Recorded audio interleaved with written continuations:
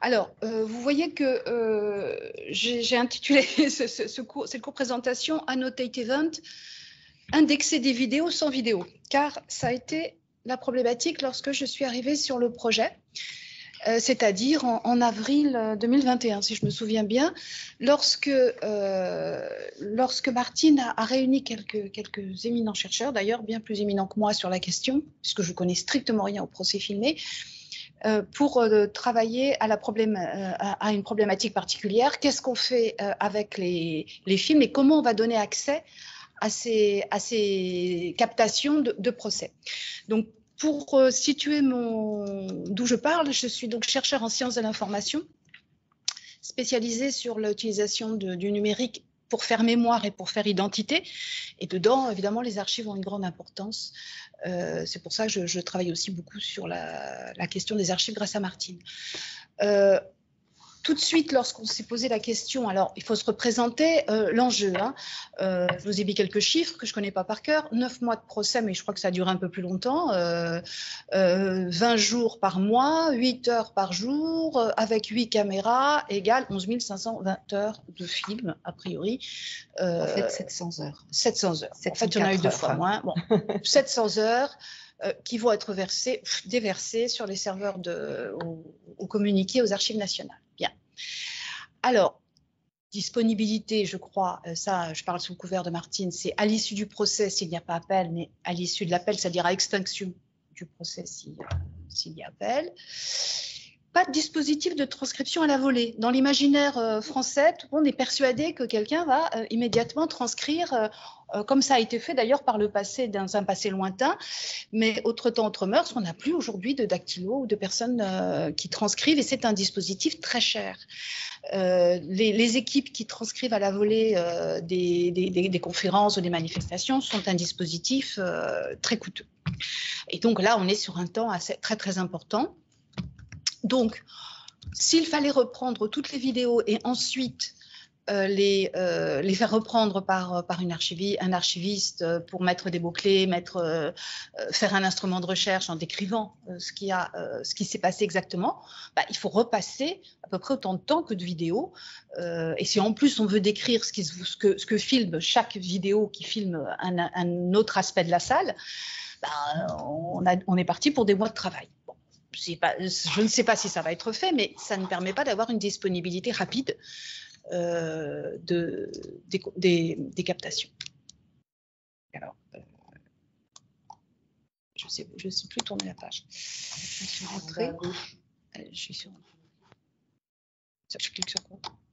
Ah voilà. Ok. Donc on a pensé immédiatement. Quand les chercheurs ont été réunis, immédiatement on a pensé à l'intelligence artificielle et à la traduction automatique du son de la vidéo, ce qui était une solution de faire mouliner un système a posteriori sur les 700 heures de vidéo et de reconnaître les paroles. Mais il faut avoir conscience des limites de l'intelligence artificielle, c'est-à-dire du speech to text, de la reconnaissance de la parole, qui est tout à fait étonnante et performante dans certaines conditions, notamment quand quelqu'un comme moi parle, et encore, je ne sais pas la personne qui est le mieux reconnue, parle seul, que tout le monde respecte sa parole et reste très silencieux, qu'il n'y a pas de bruit, pas de travaux annexes, et c'est là que je ne suis pas terrible, que la personne ne parle pas trop vite. Et là, on est sur des conditions optimales pour une reconnaissance de la parole. Et même dans ces cas-là, il faut repasser derrière, réécouter parce que les noms propres sont mal reconnus, etc. Et les arrêts de phrases, le système a beaucoup de mal à arrêter les phrases. Donc, le problème qu'on rencontrait là sur ces conditions, c'est que tout le monde allait probablement porter un masque au début, en tout cas pendant le déroulement du procès, à cause de la crise sanitaire, et que donc les voix sont étouffées, c'est pas évident. Ensuite, qu'il peut y avoir des bruits de foule, en tout cas, on peut avoir des interruptions, des bruits dans la salle qui vont venir se surajouter à la parole des personnes qui parlent. On a des personnes qui vont avoir des accents, puisqu'on est sur un procès un peu international avec des personnes d'origine diverses. Alors, je donnais l'exemple là de l'avocate des victimes, Samia Maktouf, qui a un petit accent. Il est très léger, mais la question des accents est importante pour la reconnaissance de la parole, parce qu'il faut apprendre au système à reconnaître chaque personne qui a une façon de parler particulière. Et puis la question de l'émotion, du chevauchement de la parole, si deux personnes interviennent en même temps, elles peuvent s'interrompre ou chevaucher, et là le système ne sait plus reconnaître. Et puis évidemment, il y a eu de l'émotion, il était prévisible qu'il allait y avoir de l'émotion, et évidemment, ça perturbe aussi évidemment la compréhension par le système. Alors, on a décidé de revenir au bon vieux système de l'indexation, c'est-à-dire de mettre des mots-clés, de faire des résumés en direct pendant que le procès se déroule. C'est-à-dire de ne pas travailler à partir d'une vidéo et de faire de l'annotation de vidéo, mais de faire de la notation du réel. Finalement. Donc, on est parti pour cela, je reviendrai après. Donc, ça nécessitait de préparer un langage, mais ça, les archives nationales y avaient pensé et on travaillait déjà à un langage spécifique des termes qu'on allait imaginer devoir être utilisés pendant le procès. Donc, ce langage a été préparé et on disposait donc de mots-clés parfaitement adaptés à la situation. Et puis, dans le dispositif, au sens large, puisque ce sont des dispositifs socio-techniques, on avait une historienne, donc Aurore, qui va parler, qui était présente pendant toute la durée du procès et en charge de créer des points d'accès divers avec divers systèmes sur ce procès. Elle va décrire, Aurore, le procès et elle va nous raconter ce qui se passe tout à l'heure. C'est l'élément, je dirais, le plus important du dispositif. Le reste, c'est de la littérature. Il faut quelqu'un qui comprend ce qui se passe, qui tient le choc, qui est là, qui est présent tous les jours et qui est capable de synthétiser rapidement, de repérer rapidement ce qu'il faut conserver du procès. Et ça, évidemment, c'est un profil de haut niveau. Et puis, on a un logiciel, qui est un logiciel qui avait été développé par le DICEN, qui a été développé par le DICEN et sous la direction de Gilles Bertin, notre ingénieur de recherche, qui au départ avait été développé pour faire des annotations d'herbiers pour le Muséum d'histoire naturelle. Des planches d'herbiers numérisées, et puis on utilisait ce logiciel pour afficher l'image et mettre des mots-clés, mettre des commentaires sur ces herbiers, et plein d'autres choses, mais qui concernent essentiellement les herbiers. On avait eu l'idée, en 2021, d'en faire un logiciel complet pour annoter des collectes de mémoires, parce que c'est vrai que je suis intéressée par les mémoires, c'est-à-dire des collections que l'on fait en collectant des photos et des films, éventuellement des entretiens oraux de personnes, de témoins, autour d'une problématique donnée. Donc, quand on des photos, un témoin enregistré, eh bien, avec le logiciel Annotate, la version qu'on appelle Annotate Chrono, c'est-à-dire pour analyse chronothématique, on peut toujours mettre des mots-clés sur des photos, ça va, mais aussi dérouler une vidéo d'entretien, la découper en séquences et à chaque séquence appliquer un résumé, des annotations, indiquer le nom des personnes citées, les noms des lieux cités, et puis ajouter des mots-clés thématiques. Et pour faire une analyse chronothématique, ce que les archivistes oralistes connaissent bien. Donc ce logiciel-là, il existait, mais il existait à condition d'avoir une vidéo. Et donc, on a fait en catastrophe, j'ose dire, une version d'Annotate qu'on appelle Annotate Event, où on supprime la vidéo et où on le remplace par le réel. C'est-à-dire une timeline qui en fait se déroule qui se contente de noter le temps qui passe et sur lequel on va pouvoir avoir tous les thésaurus et tous les langages dont on a besoin et on va pouvoir avoir un formulaire qui permet de rentrer des mots-clés, de rentrer les noms des personnes qu'on a déjà préparées, ce qui fait gagner beaucoup de temps, évidemment, sur l'orthographe des noms. On rentre les terminologies, etc. Bien. Donc, on a fait un système d'annotation chronothématique sans vidéo. C'était ça le problème. Alors, l'autre difficulté était le timing. Hein. En avril, on reçoit la question. Proposition fonctionnelle en mai, validée par les archives nationales. donc je fais le cahier des charges fonctionnelles à la fin du mois de mai. Gilles Bertin, dans le cadre du projet OPA, fait le cahier des charges techniques début du mois de juin. On livre ça à notre prestataire qui se trouve en Serbie, avec qui on travaille depuis longtemps, et il réalise tout ça pendant le mois de juillet, et il nous livre le logiciel le 15 août. On débug fin août, et on continue de débugger au début des procès avec Aurore, qui a eu un gros travail au moins les 15 jours, les 2 ou 3 premières semaines, parce que le logiciel, évidemment, avait, comme tout logiciel qui se respecte, des bugs. Voilà. Le principe était qu'on essayait d'avoir un élément commun entre les annotations que prenait Aurore et les caméras, qui étaient le temps réel. Il fallait que les caméras soient et l'ordinateur utilisé par Aurore soit paramétré sur le même fuseau horaire, bon, ce qui n'est pas non plus une performance, mais qu'on vérifie que ce soit bien réglé à la même heure pour espérer à un moment donné pouvoir synchroniser. Voilà.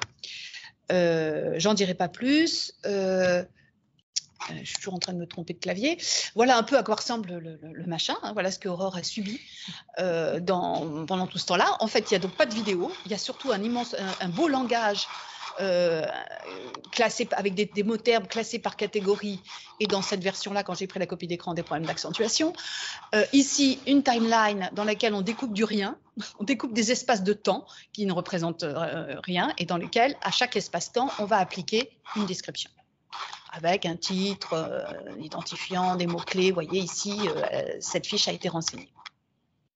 À ce moment-là, a été renseignée. Et puis, on peut exporter le résultat à un format un peu plus agréable qui est un format Excel, donc assez ouvert, qu'on va pouvoir récupérer sous différents systèmes. C'est du CSV, on va pouvoir après espérer le charger dans différents systèmes. Qu'est-ce qu'il nous reste à faire maintenant que depuis quelques jours, j'ai récupéré tout ce qu'a fait Aurore et dont elle va nous parler? Eh bien, il me reste à travailler sur l'import des métadonnées et des vidéos dans une application. C'est-à-dire maintenant que j'ai des métadonnées sans vidéo et de l'autre côté des vidéos, il faut que je réconcilie les deux. Alors ça, c'est un scoop qui date de hier soir.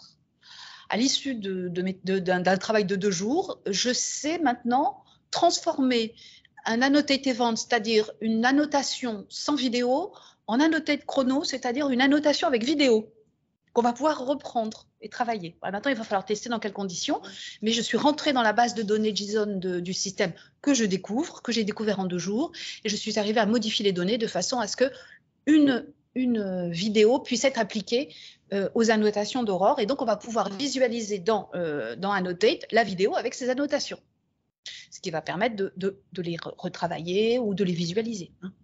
C'est ça que je suis en train de faire, donc a priori ça fonctionnerait. L'autre piste, mais qu'on va aussi poursuivre, c'était de faire ce qui était la philosophie d'Annotate, c'est d'être une brique qui passe les données à un autre système ensuite, c'est de pouvoir récupérer les données dans un logiciel un peu souple, un peu plus connu que Annotate, par exemple Omeka, hein, qui est très utilisé en archive, et de faire un système dans lequel on aurait toutes les annotations, les vidéos qui vont bien synchroniser et qui pourraient être mis entre les mains, par exemple, des chercheurs ensuite pour consulter. Voilà. Donc, c'est le travail actuel. Et puis un jour peut-être, ces annotations synchronisées avec de la vidéo pourront peut-être permettre de faire un apprentissage pour un logiciel de reconnaissance automatique de la parole, puisqu'on a tous les noms propres bien écrits, on a des éléments qui ont été fiabilisés par un humain qui vont peut-être permettre d'avoir une meilleure reconnaissance si on s'amuse à lancer un logiciel automatique de la parole. Enfin, en tout cas, c'est tout ce qu'on va essayer de faire dans les mois et les années qui viennent. Merci beaucoup Claire donc de cette présentation qui pose le cadre, enfin un des cadres, voilà, on va expliquer tout ça, dans lequel on a créé les métadonnées. Juste pour revenir sur ce que tu as dit au tout début, sur la problématique de la transcription et afin de partager voilà, cette information, parce que je ne sais pas dans quelle mesure elle est vraiment bien connue, bon, je sais que par un certain nombre des personnes qui assistent, oui, mais pas forcément par tout le monde. Donc c'est un procès en cour d'assises, donc on est sur l'oralité du débat, et donc la justice ne tient pas un verbatim des débats judiciaires qui sont déroulés tout au long du procès, sauf effectivement au moment où le président de l'audience demande au greffe de noter quelque chose en particulier. Donc ça, c'est le cadre général. Et par rapport aux procès qui ont été filmés dans le cadre du dispositif des archives audiovisuelles de la justice, c'est vrai que pour les 3 premiers, enfin pour 3, c'est pas les 3 premiers, mais pour 3 des procès enregistrés à ce titre, c'est-à-dire le procès de Klaus Barbie en 87, le procès de Paul Touvier en 94 et le procès de Maurice Papon en 97 et 98, en même temps qu'était passée une demande de prestation pour l'enregistrement des archives audiovisuelles de la justice, il y avait aussi une prestation pour créer une transcription des audiences. Mais on était dans un dispositif qui n'existait que pour ces 3 procès. Et en fait, certainement parce qu'on était sur des faits qui étaient de toute façon déjà qualifiés d'historiques avant même que les personnes en cause soient jugées. Et après, à partir du procès donc du scandale industriel AZF qui a été jugé en 2009, c'est le premier procès où on met en place un dispositif de création de métadonnées, mais sous la forme d'un tableau qui est assez succinct, qui permet de situer l'heure à laquelle commence un enregistrement, donc c'est-à-dire quand le président dit l'audience est ouverte ou l'audience est reprise, et le moment où qui se termine au moment où le président suspend temporairement l'audience en cours de journée ou en fin de journée. Et pendant donc, ce temps de fichier, on note également le nom des différentes personnes qui interviennent et parfois le grand titre de ce fichier, mais c'est tout. Hein, c'est vraiment des métadonnées très succinctes, d'où effectivement cette volonté qu'on a explorée avec Claire et poursuivie avec acharnement avec Aurore jusqu'à la fin du procès pour créer l'extrapolation que tu avais faite sur le nombre d'heures est assez significative. C'est vrai qu'on pense, de toute façon 700 heures c'est quand même déjà pas mal, c'est presque autant que le procès de Nuremberg, des responsables nazis qui ont été jugés à Nuremberg, donc ça reste des très gros procès, des procès assez exceptionnels, et donc là effectivement très clairement juste le tableau de métadonnées c'était pas suffisant, et de toute façon ce tableau qui jusqu'à présent est tenu par le greffe, là effectivement les greffières qui étaient affectées à ce procès nous avaient prévenu plusieurs mois à l'avance en nous disant qu'il était hors de question qu'elles fassent quoi que ce soit du fait de la taille et de tout ce qu'elles allaient avoir à faire pendant le procès. Effectivement, on ne fait que beaucoup travailler.